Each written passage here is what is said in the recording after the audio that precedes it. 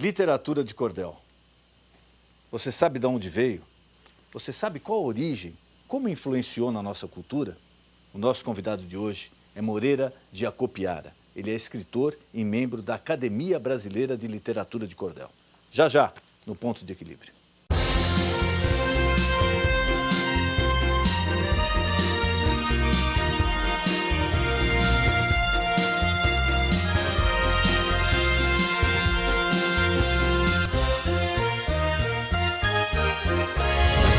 Literatura de cordel é poesia popular, é história contada em versos, em estrofes a rimar, escrita em papel comum, feita para ler ou cantar.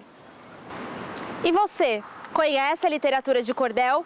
No programa de hoje, o pastor Denis Munhoz e seu convidado falarão um pouco mais sobre esse assunto.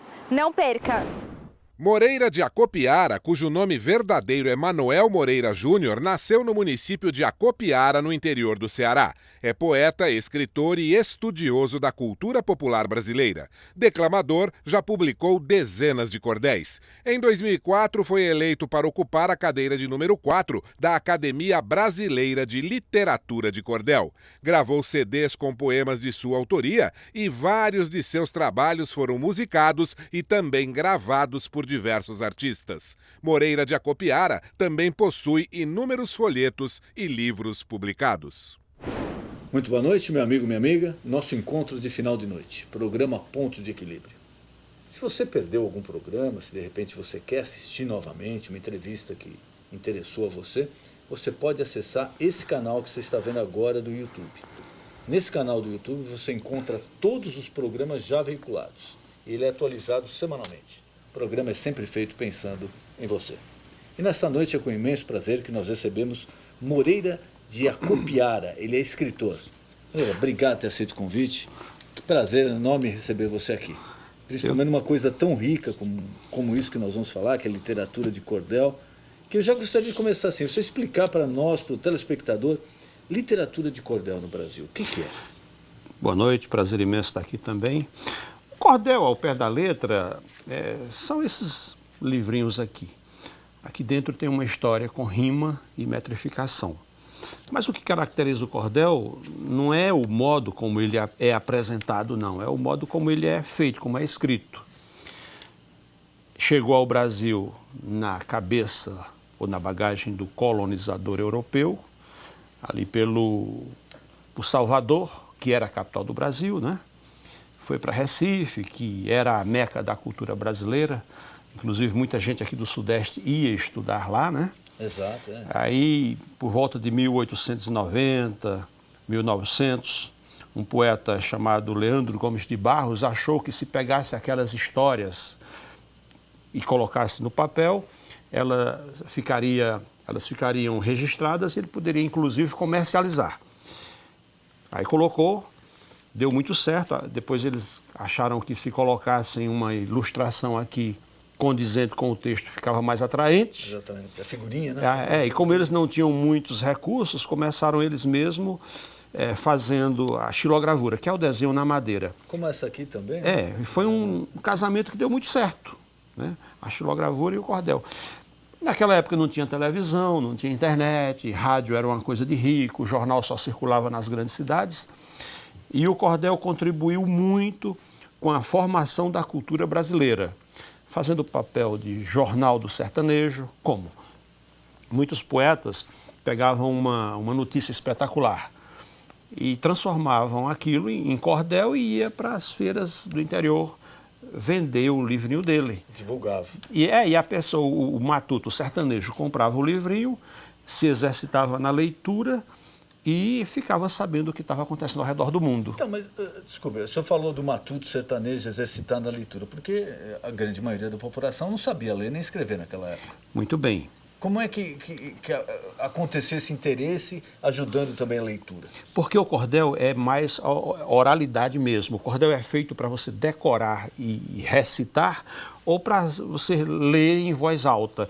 Eu fui criado num lugar que não tinha energia elétrica, por exemplo, não tinha televisão, não tinha nada, só tinha um radinho de pilha e era muito comum meu pai ir até a cidade grande, Juazeiro do Norte ou Fortaleza, ir na feira e quando voltava sempre trazia 1, 2, 3 livrinhos de cordel. Quem sabia ler, lia em voz alta. Então lá em casa, todo sábado e domingo, ou qualquer outro dia, havia uma espécie de sarau. Quem sabia ler melhor, lia em voz alta e sempre tinha 8, 10, 15, 20 pessoas para ouvir aquele cordel novo. E era uma coisa que a gente gostava muito. É como se fosse uma novela, né? Pois uma história nova, né? E o cordel contribuiu muito, fez muito sucesso no Nordeste por vários motivos. Primeiro, ele sempre tem um enredo curto e poucos personagens. Isso facilita o entendimento. É diferente de uma novela, de um conto, ou mesmo de um romance, que tem muitos personagens, muitas tramas paralelas. Quem não tem o hábito da leitura sente alguma dificuldade para acompanhar. E o cordel não, tem poucos personagens, né? É um enredo curto, é de fácil entendimento. E tem ainda a métrica e a rima. Isso facilita, inclusive, a memorização. Eu acredito que a poesia metrificada e rimada nasceu antes de inventarem a escrita. Como não tinha como registrar aquilo, as pessoas faziam seus textos com palavras parecidas. Fácil de decorar. Fácil de se lembrar depois, né? E depois com um ritmo, que é a metrificação, que é o número de sílabas em cada linha. Aí muitas histórias circularam mundo afora e foi desse modo que chegou ao Brasil. Tem alguma coisa a ver com repentistas? A linguagem é a mesma. A única diferença é que o repentista, ele faz aquilo de forma improvisada, ao som de violas, de modo cantado também, né? E o cordel não. O cordel você escreve, decora e publica em formato de livreto ou de livro para recitar, para ler em voz alta. Mas a linguagem é absolutamente a mesma. Tanto os repentistas quanto os cordelistas se utilizam das sextilhas, das setilhas, das décimas, com metrificação de 7 sílabas, de 10 ou de 11.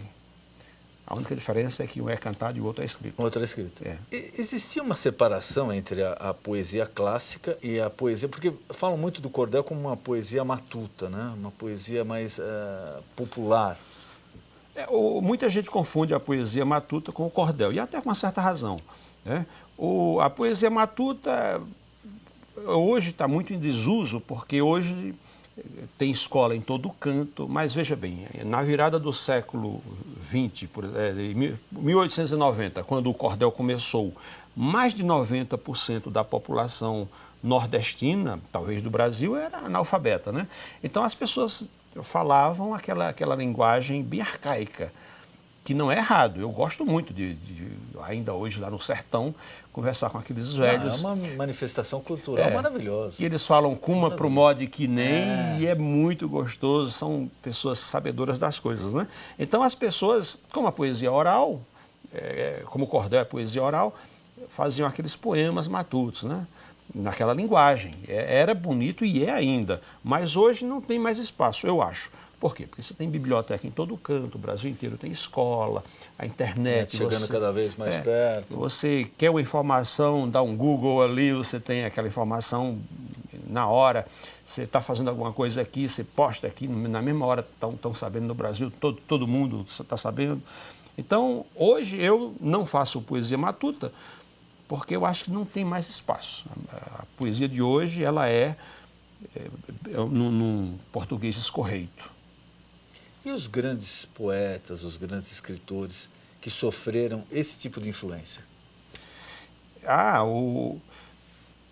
O cordel, ele contribuiu muito, como eu disse, na formação da cultura brasileira como um todo. Grandes escritores se influenciaram no cordel para fazer sua obra. Por exemplo, João Cabral de Melo Neto, ele dizia que foi alfabetizado lendo cordel, ouvindo a leitura de cordel. Mas é isso que eu penso. Muita gente lá deve no engenho. Se alfabetizado dessa forma. Pois é. A Cora Coralina, uma poeta mineira, uma poeta goiana maravilhosa. Inclusive, o primeiro livro dela se chama Meu Livro de Cordel, que não é cordel, mas é uma homenagem que ela fez aos poetas nordestinos.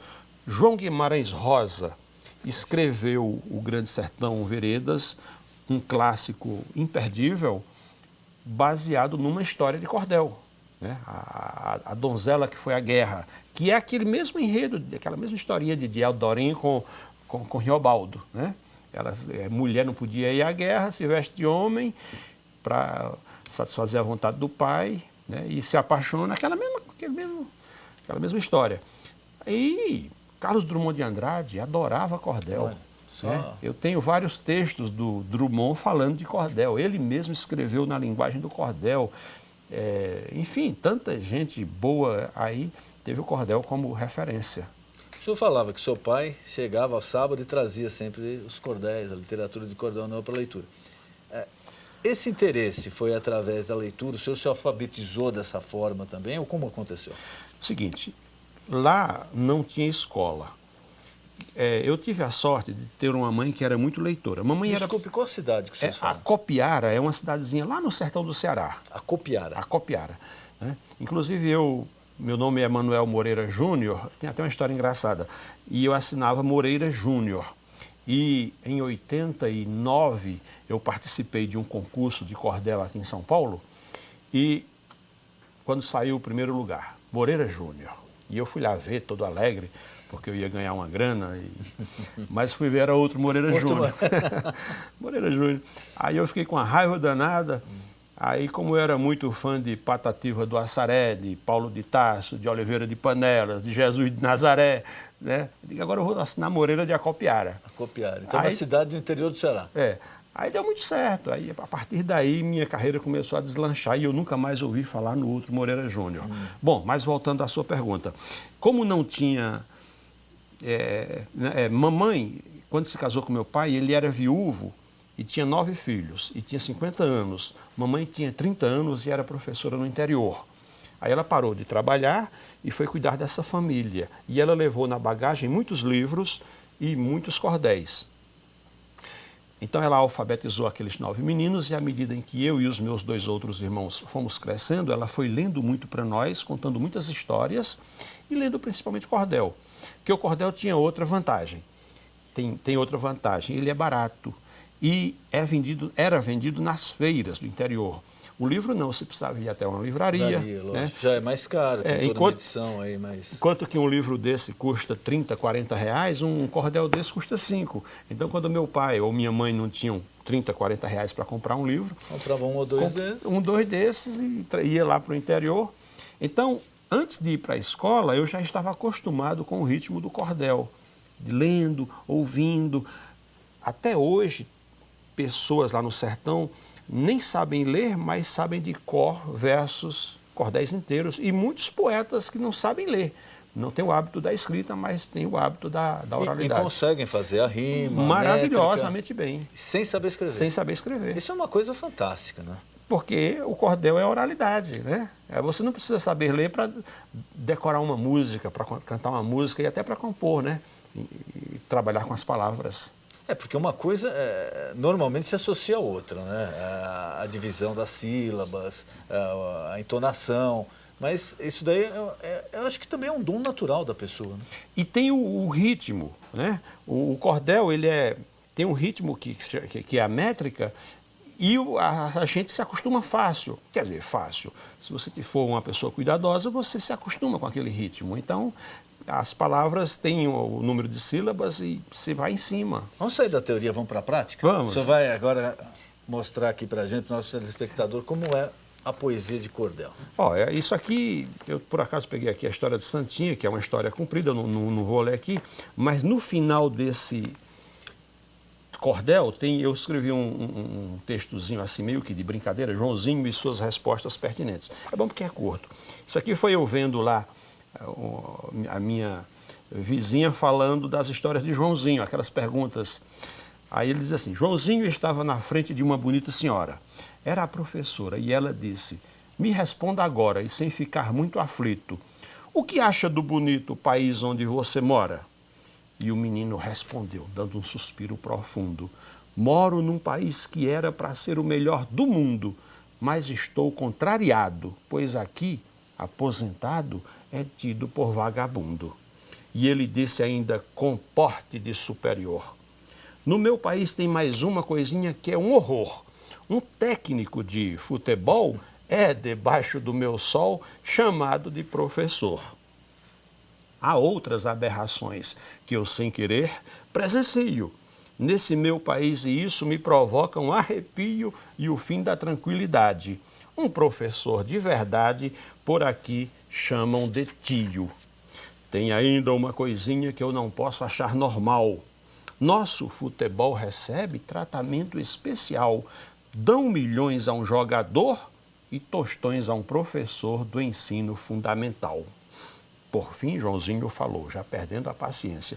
Professor, em meu país há descaso, há violência e muita corrupção. Por que é que os corruptos são chamados Vossa Excelência?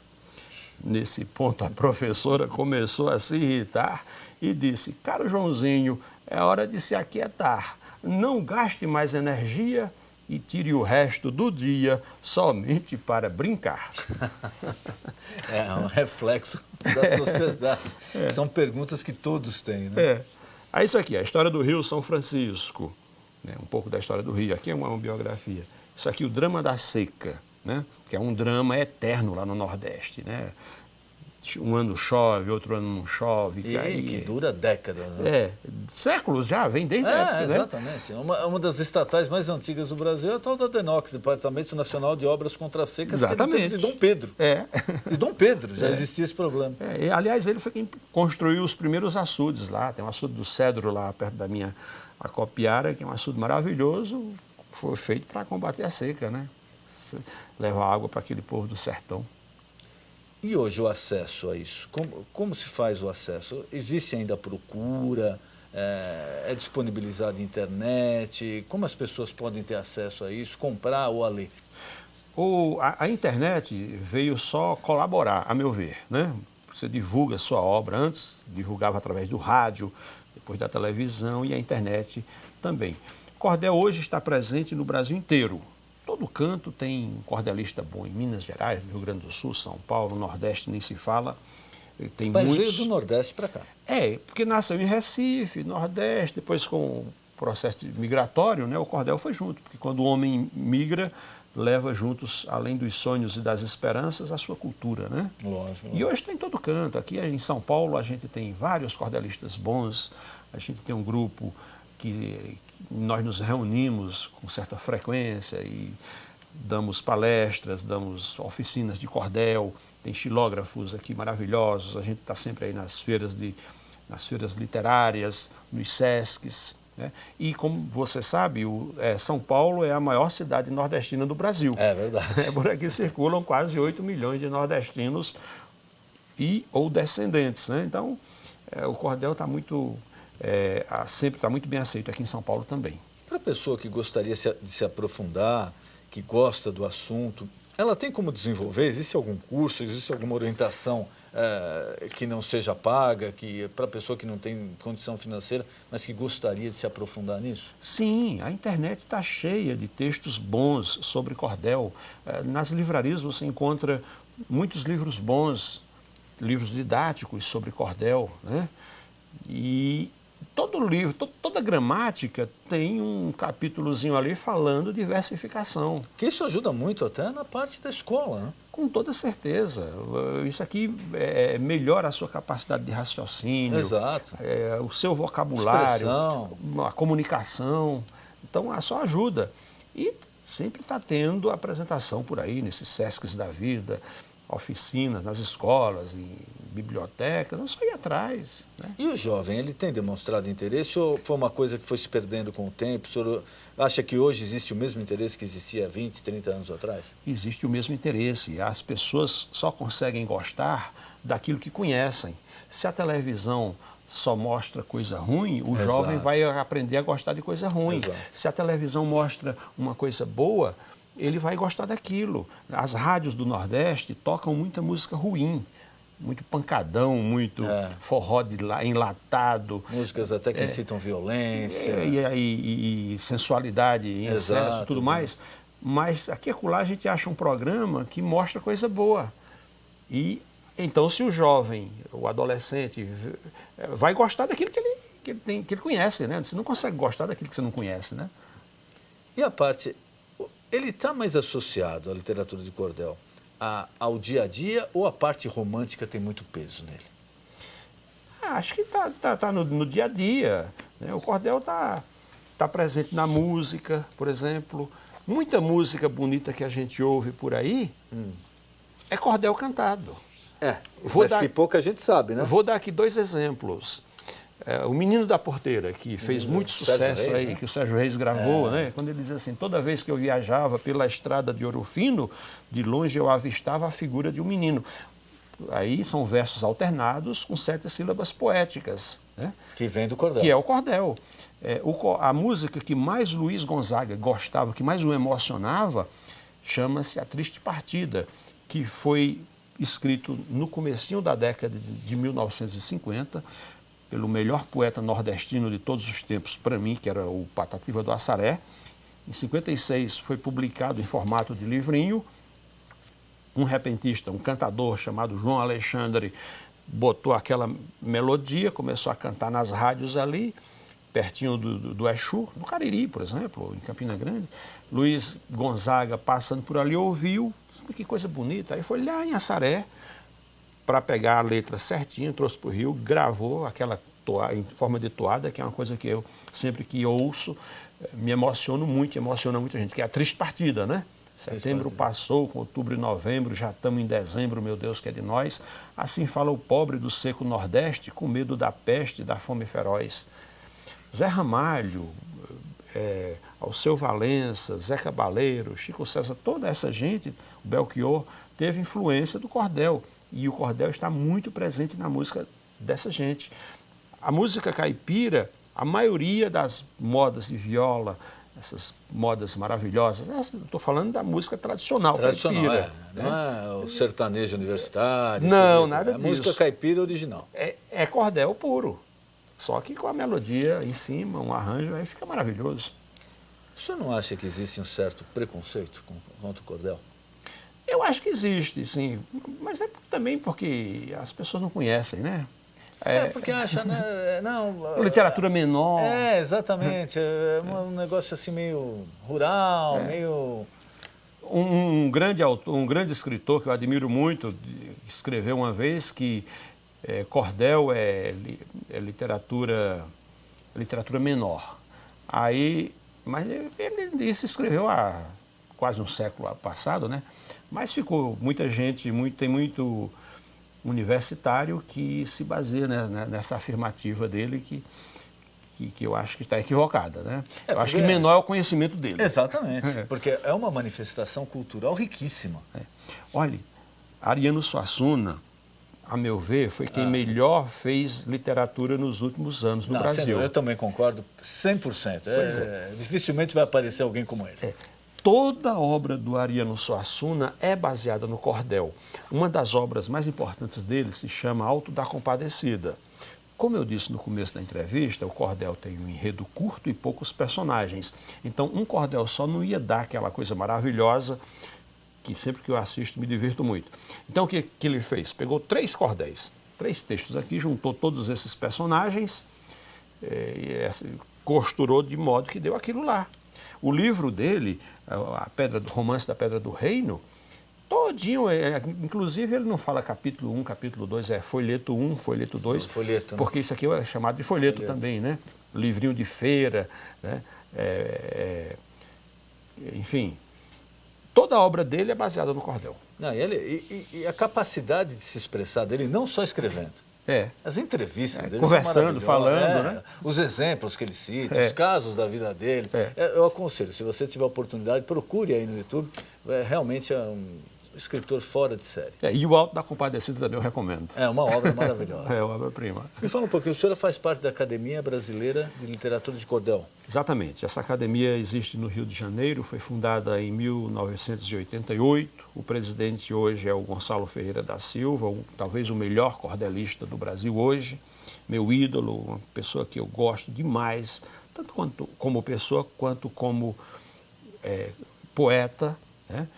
Agrega aí alguns poetas brasileiros, a gente se reúne todo mês lá e a gente troca experiências, recebe os pesquisadores e tem um acervo maravilhoso. E, enfim, e em 2004 eu fui indicado e em 2005 fui eleito, tomei posse, estou lá já tem esses anos todos e gosto muito, porque a Academia Brasileira de Literatura de Cordel, a ABLC, a meu ver, presta um serviço muito importante de divulgação do cordel, da cultura popular como um todo, e me divulga muito.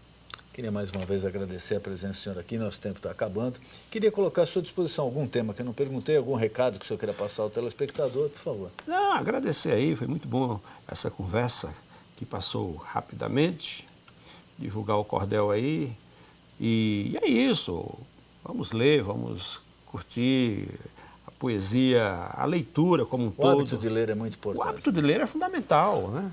Então, é isso. Obrigado. Deixa eu encerrar com Mais lógico? uma coisinha de nada, coisinha curta. Que eu ria da vida e que você ria, que eu melhore o mundo, que eu seque o seu pranto, que eu cuide da terra e do que ela cria. Amor é uma coisa que às vezes judia, mas é muito triste viver sem amar, lutar sem vontade e vencer sem lutar. Por isso é que eu luto, que eu planto, que eu colho, que eu solto as amarras, destranco o ferrolho e digo os meus versos para o povo escutar. Que maravilha. Obrigado. Muito obrigado. Foi um prazer recebê-lo aqui. Prazer também. O nosso encontro de final de noite, programa Ponto de Equilíbrio. Boa noite.